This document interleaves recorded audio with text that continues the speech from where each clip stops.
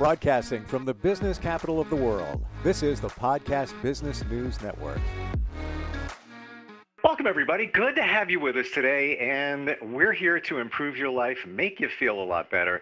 And there are some people that do hypnotherapy. There's some people that do past life regression. There are some people that do Reiki. Well, I found somebody that does all of that, and she's with us today. Bonnie Slykehouse, welcome back to the show. How you been? I've been great. Thank you for having me here. Yeah, I'm going to say normally I have a jacket on. I'm doing the flannel thing because it's like 18 degrees here in New York. You're in Iowa, right? What's the temperature? Yes, it's cold. But I want to be positive. It's sunny and cold. All right? Yes. So past life regression, let's dig into that for a sec. And I just said this to somebody yesterday, and it's somebody I see at the gym. And we say to each other, we know each other from somewhere. I know you, and I can't place it. And I've been on Facebook, and I looked at mutual friends, and I'm trying to figure it out. And I got nothing. I can't put something together. But when I look at her, I feel like and she says the same exact thing. And we read each other, we talk, and we're like, we feel so familiar with each other. Is it possible that in another life, as we dig into past life regression, that we may have been connected? Yeah, so it's believed that we reincarnate into, we call a soul family, and that we reincarnate with the same people over and over. Now, every once in a while, there'll be other people that come in to help us carry out what we're here to learn and do. But for the most part, we reincarnate with a lot of the same people over and over again. So if you're somebody's daughter right now, you might have been that person's mother in a past life, or their father, or because you can change genders too. So yes, and if you run across somebody that you feel really connected with, and you're like, man, I don't know, this is weird. I feel like I've known you all my life. Chances are very good that you probably did know somebody in another life. That is crazy. And I'm going to mention that. I'm going to mention past life regression. And, she was probably the master and I was the slave. I don't know, whatever. Yeah. Whatever you want to believe. Take me through the process of a past life regression. How does that work? Can you do it virtually? Let's go through that. Yeah, you can do it virtually. I prefer to do it in person, because I read a lot of the body language and things like that. And, you're always dealing with technology issues. But if somebody wants to do a past life regression, we have, and I'll say the longer version, the 4-hour version. What I'll do with them is I'll talk to them a little bit before they come about why they want to do it, their expectations. A lot of times people just say, I just want to see what it's like. So I'll explain the process to them, the length of time. And then there's a questionnaire that they fill out. So what I tell people is come up with a list of questions, 15 to 20 questions, anything you want to learn about. And the questions sometimes are, what is my purpose in this life? Why do I have knee problems? Why does my brother and I not get along very well? Why does this that my spouse does irritate me so bad? Why do I tend to have the same relationships over and over? So it could be anything under the sun. So they'll come in with those lists of 15 to 20 questions, and we'll sit down and we'll go through the questions, because I want to know the context of those questions, because by doing that, I can ask additional questions. So then we'll go through, I'll explain to them how hypnosis works, that when they start to get into, when they go into hypnosis, you have your right brain and the left brain. And if when I take them through a door or through a cloud or something, or bring them down off a cloud and they don't see anything and they're starting to analyze it, I want to explain that you need to just let your mind go and not try to analyze it, because that gets you in the wrong brain. So the more you talk and the more you just go with your first impressions, the more that's going to come forth, and the deeper you go and the easier it is and the more information you get. So I'll take them in and I'll put them on a table. We'll go through an induction. I'll do some deepeners. What I mean by deepeners is it's ways of getting them to deeper levels. And it's just a mental journey. And then I'll take them to that past life when I feel like they're deep enough. And then we just kind of go from there. So they'll usually go through one life. So if I step through the door, I'll ask them, what are you wearing? What do you feel? What's happening? And then they'll tell me all about that scene. And so as a hypnotist, what I'm doing is getting them to pay attention to certain things. You know, what's the landscape like? What's the feeling like? What's happening around you? Is it, you know, the other day I had somebody that said, you know, there's a lot of commotion going on. And I said, what's the feeling? And she says, it's wartime. And so she was able to describe that. So we'll investigate that scene, and then I'll say on the count of three, we're going to go to another significant point in that lifetime. And then they'll jump to another significant point. Maybe somebody died, somebody got married, or it's significant to them. We'll explore that. And we'll take them to several significant points, and then we'll take them to the day of their death. And then the day of their death, we'll have them see what's happening, how they feel about it. And it's surprisingly, you'd think that they would be a lot of fear and anxiety about dying, but most of them, it's like, I'm ready, I'm tired, I'm happy to go. And then you take them through the death phase, you tell them they won't feel any pain, and you cross them over to the other side where they're able to meet people waiting for them, have to be able to look back and be very clear about what their life purpose was, anything they need to let go of. We'll do that. We might do another lifetime. We might ask them what they're doing on the other side. Sometimes they talk about meeting with their advisors and getting ready for the next life. So we'll talk about what that process is. Maybe they just went to rest for a while. And then, go ahead. It really is. It's fascinating. So I am confirming here that past life regression is a form of hypnosis, correct? Yes. Okay. Yes. And I didn't realize this, that it's almost as if you're looking at a video player or a life player, and you're fast forwarding. All right, we're going to go to another portion of your life in that year or that era, and on to the next. We have instant feedback. This is from Kristen in Buffalo, and you can always reach us, instantfeedbacksteve@gmail.com. She says, how far back have you gone in doing a past life regression? That's really hard to tell because sometimes people don't know the era.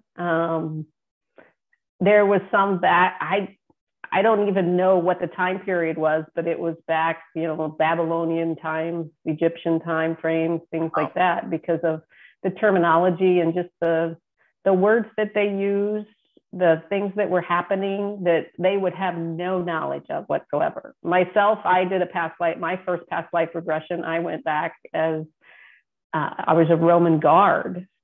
And I remember being an 8-year-old boy trying to push their way through the crowd. And I can see it today as plain as day. And this happened probably 15 years ago. And I saw the gold on their outfits, what they wore, the soldiers wore. And I kept thinking, I want to be them. I want to be like that. And then as I progressed through that lifetime, I realized that I was a guard at the Colosseum. And again, honestly, I don't know anything about the Colosseum and all that took place there. But I had this overwhelming sense of sadness and despair because I'm watching these people being led into the Colosseum and I can't do anything about it. And knowing how wrong it was, and with my whole being, I wanted to be able to do something. But then you sometimes ask the person, can you look into the souls of those people that are there? And I did, and I saw my dad, and it was very emotional. Now, the interesting part of that, my sister was with me and somebody else, it was at a class, and they were hypnotizing her. She went back to the same time period. Now, we hadn't talked about this. And we were related back then. And she said a lot of the similar things. So that was very interesting. Wow. So what are the chances that your sister here today was related to you in a past life regression? Apparently very high. And the fact that you followed each other, I guess, maybe there was changes along the way, but then you materialized in our today life as sisters. Has that ever happened? Or, that where you had siblings that were from the same time period? Yes.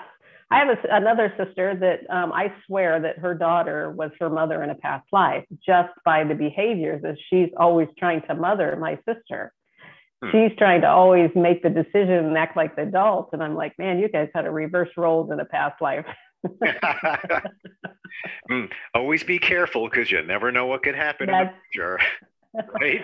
That's right. You know, and even bad relationships, you know, if you reincarnate with the same people and finally you've been with them for multiple lifetimes, there's been situations where a person is taken back and it's just like, okay, I'm fulfilling my karmic duty with this person. I am not going into this next lifetime with them, because maybe you haven't figured out how to work it out yet. Maybe you murdered them in a past life, or they were abusive, or, you know, whatever it might be. You're resolving that. And if you can learn to deal with that by understanding the context and say, no, I'm not going to do this anymore.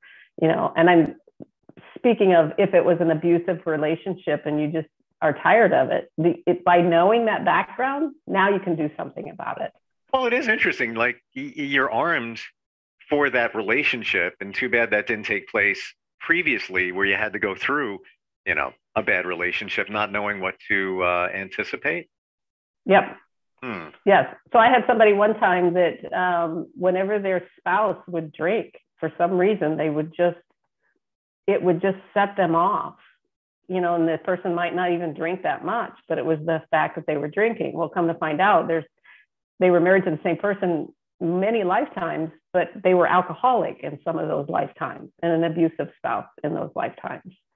So it's not happening now, but you carry forward those past life memories, which can trigger certain things. So past life regressions can be very therapeutic in the fact that, okay, now I recognize where this is coming from. And then we have a process where we can get them to release some of that, you know, see it from a different perspective, release it so that they can move forward and heal from it. Bonnie, get me on the table. I love doing it. You never know. It's kind of like you're an investigator, because the person is always seeing so much more than what they're telling you. And you have to know how to ask the questions to get them to talk and explain. So I'll say things like, describe the scenery like you're painting a picture for me. You know, what kind of buildings, what's the landscape look like? What's the feeling? What are the colors you see? And sometimes when people are really quiet, to try and get them to talk might be a challenge as well. But then they always come out of it. And then I'll follow up with them a few days later. And they're like, they're telling me all of this stuff that they didn't say during the session, but they're recalling it over time, because it's a lot to process. Get me on the table. I want to figure out what happened here. Let's give everybody your website so they can find out more. So if you go to iowahypnotist.com or h3hypnosis.com, it takes you to the same place. You can find the past life regression there. We also have h2wellness.net. But for the past life, just go to h3hypnosis.com, and there's some more information there and a description about what a session might be like. So we talked about hypnotherapy. Is that something that you can do virtually? Yes. I just recently got better internet because, you know, I am in rural Iowa. So last week I was able to go from like 12 megs to 75. So I could do virtual sessions. It's been a long process. Well, but yes. To 2022. Yes. Yes. And that's the big thing now, because a lot of people don't want to travel, or we're expanding those boundaries. So you can do that virtually. And of course, Reiki sessions you can do virtually too. Yes. Yep. I have a couple of people that can do the Reiki sessions virtually. I personally do not, but we do have people that can do that. Yes. So I want to dig into hypnotherapy to help people with things like smoking, addictions, maybe it's abusive relationships we touched upon just a moment ago. How does that work to get somebody, let's say, to stop smoking? Okay, so one of the things we always tell smokers, we always do a consultation before we do any session. And partly we want to know where what their goals are and kind of their history around it, because you're really kind of analyzing a lot about their life. You know, when did you start? How many packs a day? Why do you smoke? Do you have certain triggers? What's your smoking habit? Is it a pipe? Is it something else? Do you do it? Are you a smoker that the minute my butt finds the seat in the car, I'm picking up a cigarette? Or every time I drink, are you a social smoker? When I go out with friends and I grab a beer, I automatically have to have a smoke, because we're going to use those triggers and tailor your session to those. But the thing is, you have to really want to quit, because we have had multiple times where somebody comes in and says, you need to get him to quit smoking. Or somebody will come in and say, my doctor says I need to quit smoking. Well, do you like smoking? Yeah, I really like it, but my doctor says I need to quit. Well, you have to be motivated to do it. Or you'll get somebody and they want it to just be magic. I want to come in, I want to do one session, I want it to be magic, I don't want cigarettes. But yet they'll go home and they'll test it. Well, I just wanted to see if it really worked. Well, if you test it enough, it's not going to work forever if you keep testing, and you're going to go back to probably smoking again. But also to be able to identify what are those triggers. So I tell people, if you're doing this, you need to go remove your cigarettes. Give me your cigarettes, go remove them from all your convenient locations. And I'll give them some triggers, like if you start to have a craving, you're going to rub your hand and four fingers together. I might give them a suggestion where maybe you can't get the cigarette to your mouth. Or whenever, you know, cigarettes are a lot about taking deep breaths in. So instead of smoking a cigarette, I'll say, whenever you get the craving, you're going to take a deep breath in, 3 deep breaths in, and the cravings will go away. Or, you know, and everybody's different. Some people can do it with 1, some people do it with 3, some people it takes more. So it's just tailored to each individual. Gotcha. I always wondered about this with hypnotizing somebody. When you want to get them out of it, is it like what you see on TV where you snap a finger up and you're back? You can do rapid inductions to put people in and take people out. However, when most of the people come to the office, they kind of like the relaxing experience. I call it the mind journey, the mind escape. So we will do a progressive relaxation. And all that means is we're going to make it a little longer. We can do the rapid inductions where, you know, you see the hypnotist shows where they do a hand drop or tap them on the head or something like that. We can do those, but we have tended to do more of the progressive just for the experience for people. When you bring them out, we do bring them out a little slower, because you can end up with what we call a hypnosis hangover. And what that means is if I bring you out too fast, you can physically get a headache. So, and I can tell with somebody's eyes, and sometimes I usually count to 5. If they're having a hard time coming out, I'll count to 10 and give them suggestions as they come up slowly. But if they are just kind of really looking groggy, and you can see it in their eyes, they'll have this kind of glazed look, then we'll just take them back down and bring them up a little slower, and with really strong suggestions, you know, the voice inflections, and you feel really great and that kind of thing. I'm intrigued because, you know, you see it on TV, but we don't see the other side of it, you know, from a trained professional, how that all works. How long does it take to get somebody in a hypnotic state? It really depends on the person. Children go under very quickly, but they don't stay under very long. And the reason children go under quickly is their minds are open. They're like a sponge. They're, you know, all the information is coming in and they're just trying to make sense of the world. Right. And sometimes when kids go under, their eyes will actually come open, and you'll be sitting there thinking, are they just making this up and going along with it? But they're really hypnotized. So you get in and you do it quick and you get out. And the age of about, I want to say 11 to 25, that's like the cream of the crop. That's like your high school prom show group. And they are very easy and go under very quickly. So I could get those people under, it'd only be a few minutes. Wow. Where adults might take a little longer. If you're analytical, might take a little longer, because you're going to be sitting there trying to question, am I doing this right? Now, what are they going to do next? You told me I see blue. I don't see blue. So we have different techniques for those people as well.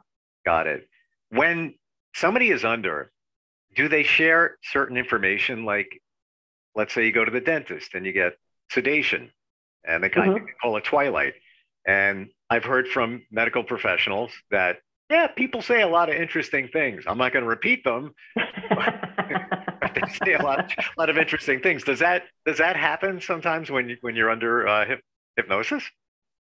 They're not as filtered. So we do the hypnosis shows too, and people are just relaxed. Now, you're not going to reveal any secrets.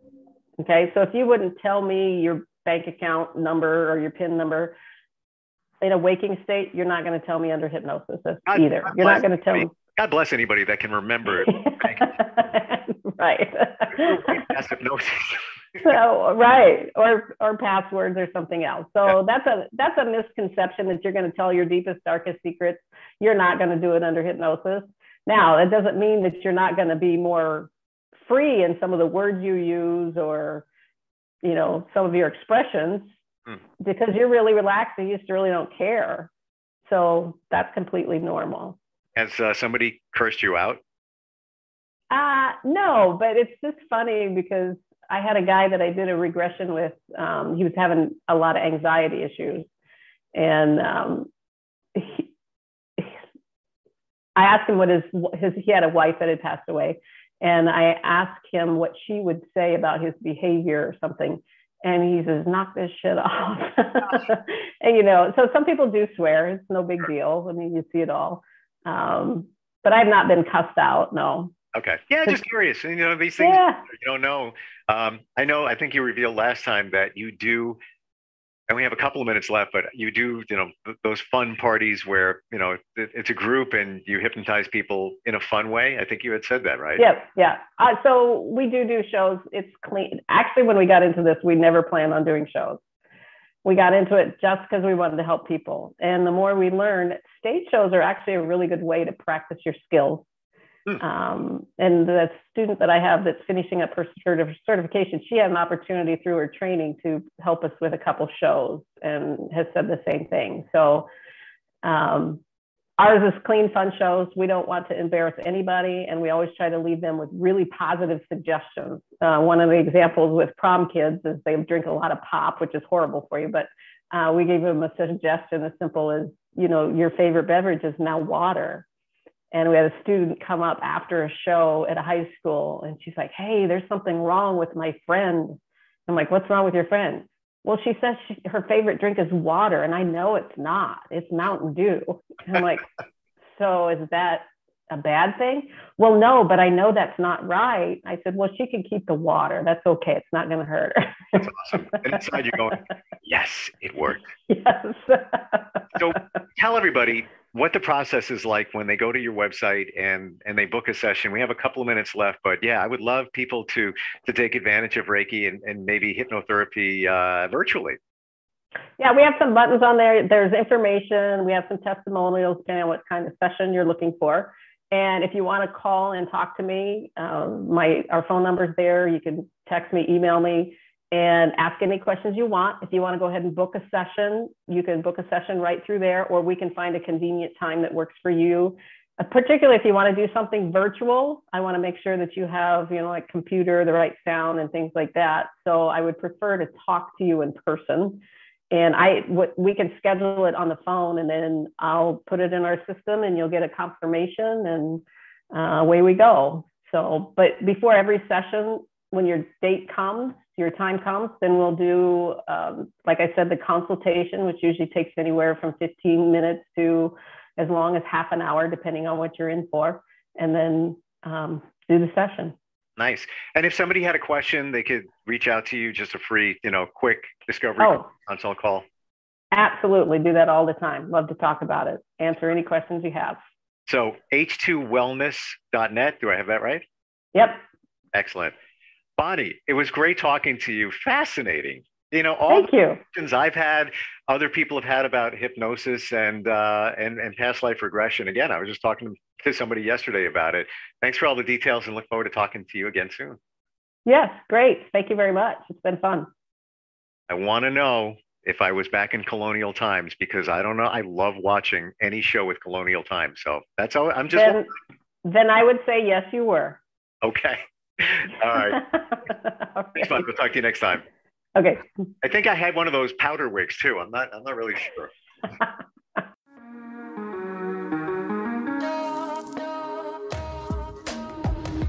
Broadcasting from the business capital of the world, this is the Podcast Business News Network. For nearly 2,000 severely injured veterans, everyday life has become filled with barriers. Day-to-day simple tasks can become pretty daunting. I have to carry my chair up 2 flights of steps or have somebody do it for me. What scares me the most is just the falling. When I'm struggling with my house, I think, to have that one great barrier just knocked down, I mean, it's crucial. Home for Our Troops is a wonderful nonprofit that builds a mortgage-free, fully adaptive, handicap-accessible house. And there's no catch. It'll be our very first home that we've ever owned. This is a game changer. This is where your life begins again. We need you to join us in completing this important mission. Please visit hfotusa.org and help build homes and rebuild lives. Because of you, everything's going to be okay.